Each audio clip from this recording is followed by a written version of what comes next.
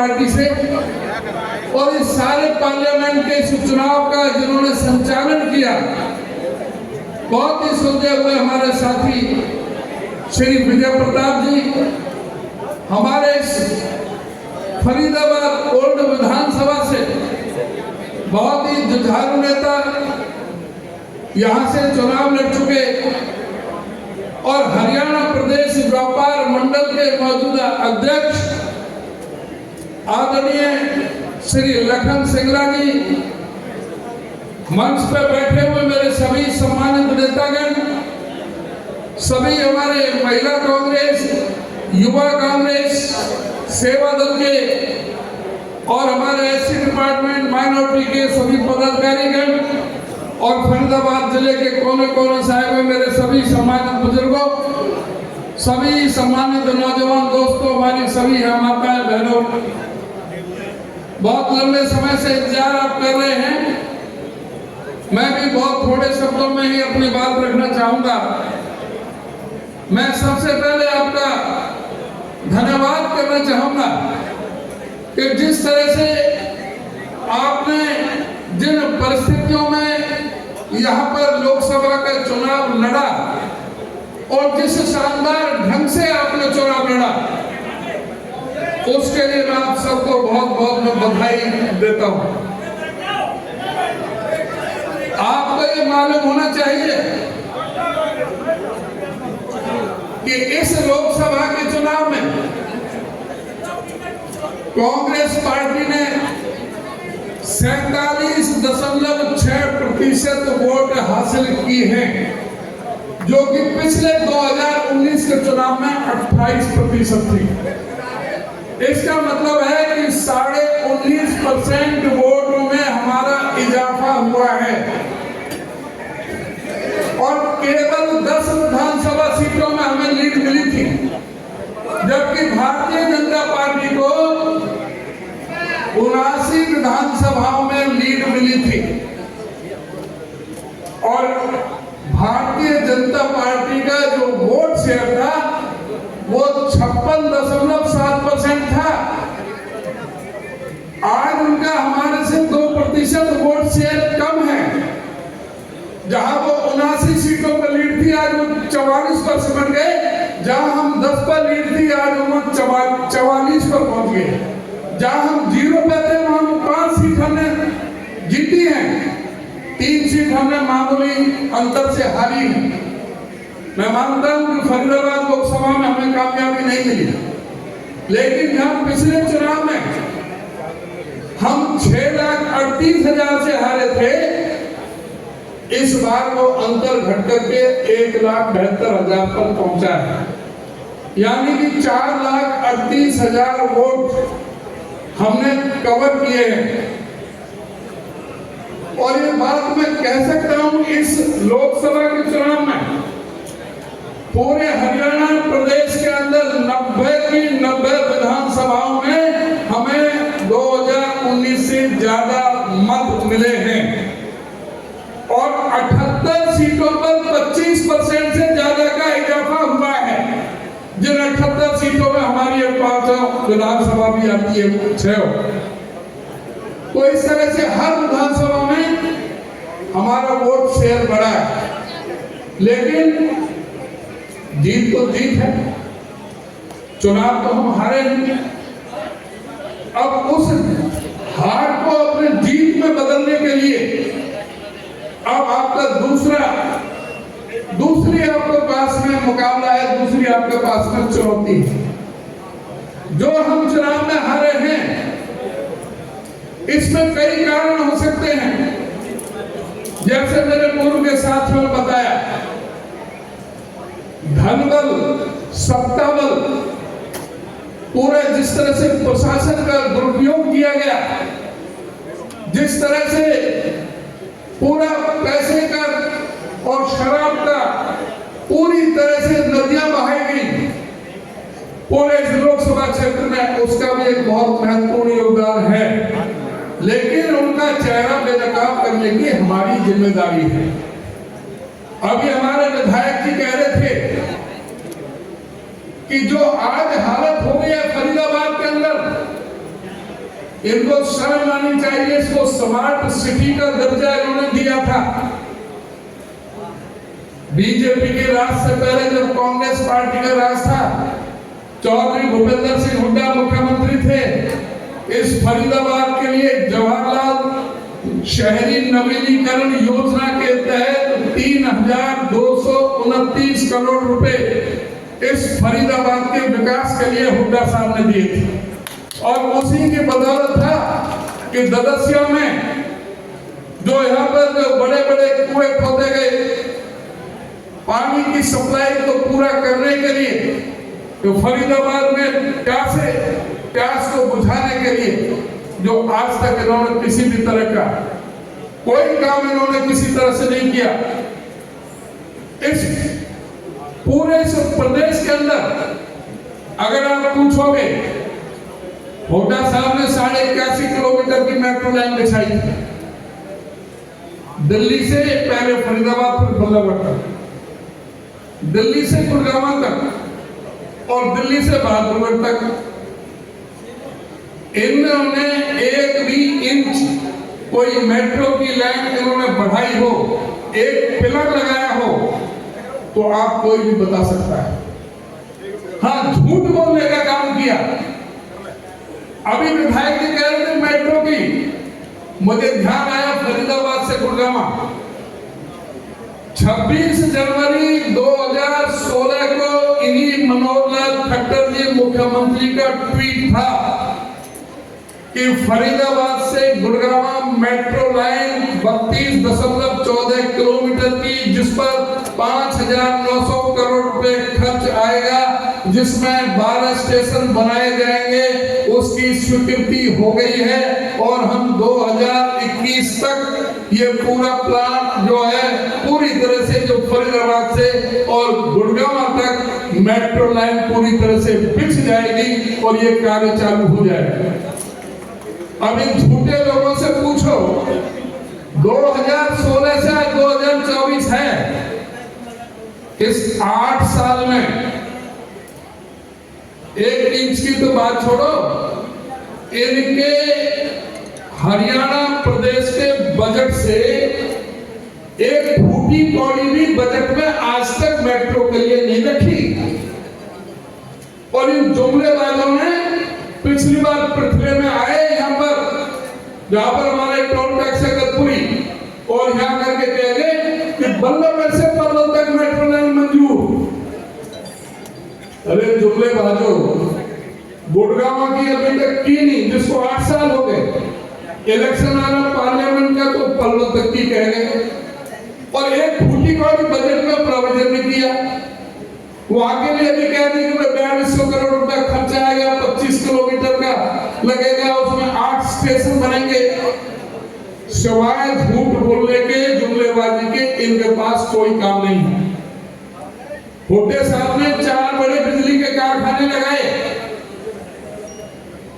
5400 megawatt बिजली के, 43,000 करोड़ रुपए खर्च करके।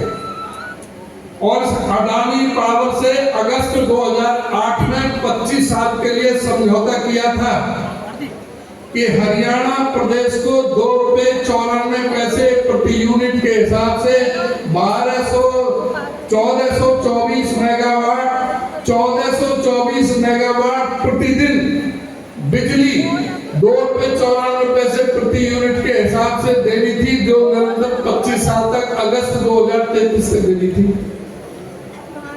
इन झूठे लोगों ने बिजली का कारखाना तो एक नहीं लगाया, एक यूनिट नहीं लगाई। हुड्डा साहब ने 2000 मेगावाट इनके पास सरप्लस बिजली छोड़ी थी, लेकिन अडानी के साथ इनके क्या समझौते हैं, किस तरह से उनके सामने सीधे लेट गए। अडानी ने पूरे प्रदेश की बिजली रोक दी, सारी प्रदेश में बिजली का हाहाकार मच गया। यहाँ पे बिजली के वजह से कारखानों में बंद हो गए, और ये लोग पूरी तरह से सरेंडर करके जो अडानी के खिलाफ मुकदमा दर्ज होना था, उसको ब्लैक लिस्ट करना था, उसके खिलाफ एक्शन लेना था, इन्होंने दोबारा से समझौता कर लिया और वो 1424 मेगावाट जो था वो 1200 मेगावाट पे कर लिया, 224 मेगावाट छोड़ दी। और जो 1200 मेगावाट किया, जो 2 रुपए 94 पैसे यूनिट थी, वो 3 रुपए 28 पैसे यूनिट के हिसाब से कर ली।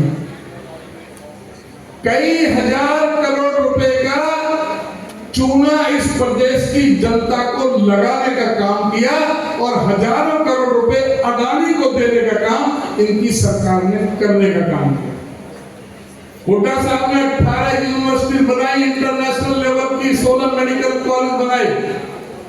हमारे साथी बता चुके हैं कि फरीदाबाद में क्या क्या किया, हमारे पलवल में, होडल में, सब जगह 3 में। मुझे इसको दोबारा से बताने की जरूरत नहीं। हुड्डा साहब ने बगल मांगे, 1600 करोड़ के बिजली के बिल माफ किए, गरीबों को 100 गज के प्लॉट दिए, देने का काम किया, गरीबों को 200 लीटर की पानी की टूटी और कनेक्शन देने का काम किया, 22 लाख गरीबों के बच्चों को वजीफा देने का काम किया। हुड्डा साहब के समय में कोई डॉक्टर में कोई दाखिला देता था गरीब का बेटा, 42,000 रुपए फीस थी, जो इस खट्टर महाशय ने 10 लाख रुपए साल की फीस कर दी। क्या कोई गरीब का बेटा 50 लाख रुपए खर्च करके कोई अपने बेटे को डॉक्टर बना सकता है? इन्होंने प्रदेश को धोखा देने का काम किया, विकास का काम कोई भी नहीं किया सिवाय झूठ बोलने के। आज इनको बताना चाहिए, पूछो इनसे कि पूरे हिंदुस्तान में बेरोजगारी में हरियाणा नंबर 1 पर क्यों है। यहाँ पर सबसे ज्यादा फैक्ट्री होती थी हरियाणा में, फरीदाबाद हब था इंडस्ट्री का, और उस फैक्ट्रियों में, छोटी छोटी फैक्ट्रियों में लोग काम करते थे। इन्होंने नोटबंदी करी, उस नोटबंदी के लिए कहा था कि काला धन आ जाएगा, आतंकवाद खत्म हो जाएगा, नकली नोट खत्म हो जाएंगे, नक्सलवाद खत्म हो जाएगा। उस नोटबंदी से 3.5 लाख करोड़ का नुकसान हुआ। 168 हमारी बहन भाइयों ने, गरीब ने, जो इस प्रदेश के, देश के दलित, पीड़ित, शोषित, उपेक्षित, सर्वहारा वर्ग के, गरीब वंचित समाज के, किसान और मजदूरों के बेटों ने लाइन में लग करके दम तोड़ दिया था। उस नोटबंदी की वजह से लाखों फैक्ट्रियों में ताले लग गए। जिस फैक्ट्री में 500 आदमी काम कर रहे थे, 400 काम पकड़ के बाहर निकाल दिए, 100 से काम चलाया। जो 2 करोड़ नौकरी हर साल देने की बात करते थे, एक झटके से 12 करोड़ लोगों का रोजगार छीन लिया। हम इन चीजों को लोगों तक नहीं पहुंचा पा रहे हैं, आम जनता तक ये बात नहीं पहुंच रही है कि हम किस तरह से इस प्रदेश में, किस तरह से बेरोजगारों के साथ हो रहा है, किस तरह से 33 बार हरियाणा प्रदेश के अंदर पर्चा लीक हुए हैं, किस तरह से स्टाफ सिलेक्शन कमीशन के चेयरमैन को भी सस्पेंड होना पड़ा, एचपीएससी के अधिकारी को करोड़ों करोड़ों की रिश्वत लेते हुए लगे हाथ पकड़ा गया, 8 अधिकारी एसएस बोर्ड के जो सस्पेंड होने पड़े, रेट लिस्ट बोलियां लगाई थी, इन्होंने कोई पक्की नौकरियां न दी। जब भी कभी नौकरियां निकालते हैं, पर्चा लीक कर देते हैं, वो आगे बढ़ जाते हैं। पूरा 5 साल इन्होंने ऐसे निकाल दिया। कोई लिए तो कौशल विकास रोजगार निगम के जरिए एक ड्रामा किया गया, ना कोई किसी भी तरह की कोई मेरिट है, कोई रिजर्वेशन नहीं, किसी तरह की सुविधा नहीं, कच्ची नौकरी, पक्की नौकरी नहीं, जब चाहे कान पकड़ के निकाल दो। उसमें भी रिश्वत लेकर के लगाए, वहां भी एमडी को सस्पेंड होना पड़ा था कौशल विकास रोजगार निगम में। इन लोगों ने हर मोर्चे पर हमारे प्रदेश में लोगों को अपमानित करने का काम किया, किसानों के साथ किस तरह का व्यवहार किया, हमारी महिला पहलवानों के साथ किस तरह से व्यवहार किया, यह मुझे बताने की जरूरत नहीं है। आज इलेक्शन सर पर है, 3 महीने बाद विधानसभा का चुनाव आ रहा है। बेशर्मी से मुख्यमंत्री कह रहे हैं कि हम गरीबों को 100 गज के प्लॉट देंगे। कौन से दे रहे हो भाई? 100 गज के प्लॉट कौन से वाले दे रहे हो? जवाब नहीं है।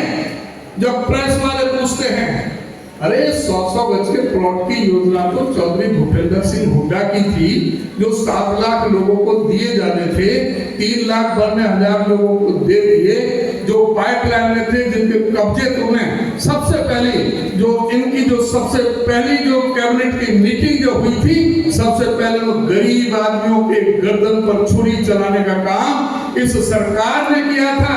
वो स्कीम इन्होंने रद्द कर दी, जिनके रजिस्ट्री भी हो गई थी उनके इन्होंने कब्जे नहीं दिए। जब 2 महीने बाद पीछे चुनाव है, 3 महीने बाद चुनाव है, अब उनको कब्जा देने की बात कर रहे हैं, उनको कब्जा देने की बात कर रहे हैं जो हुड्डा साहब के मंजूर करे थे और इन्होंने जो रोक दिए थे।